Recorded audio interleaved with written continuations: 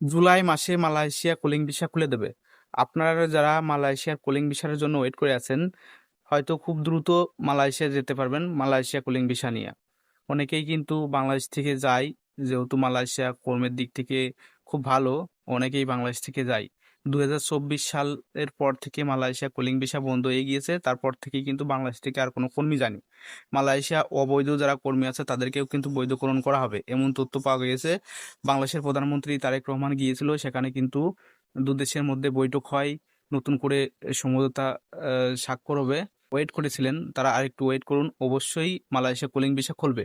তবে এখানে অনেক সিন্ডিকেট হয়, মালয়েশিয়া কুলিং ভিসার ক্ষেত্রে অনেক সিন্ডিকেট হয়, যে কারণে মালয়েশিয়া কুলিং ভিসা খোলার ব্যাপারে অনেক কিছু সিদ্ধান্ত নিতে হবে, কিভাবে সিন্ডিকেট ছাড়া মালয়েশিয়া কর্মী পাঠাতে পারে সেই ব্যাপারে কিন্তু দু দেশের মধ্যেই কথা হয়েছে।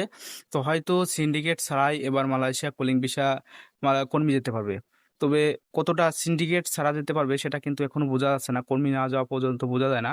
তবে দু দেশের কথাবার্তার মধ্যে যেটুকু জানা গেল, হয়তো সিন্ডিকেট এবার হলেও কম হবে। নতুন করে রিক্রুটিং এজেন্সি, কতগুলো এজেন্সি মালয়েশিয়া কর্মী নিতে পারবে, সকল বিষয়ে কিন্তু তথ্য দেওয়া হবে। যদি ভিডিওটি ভালো লাগে অবশ্যই লাইক, কমেন্ট, শেয়ার করবেন এবং চ্যানেলটি সাবস্ক্রাইব করবেন।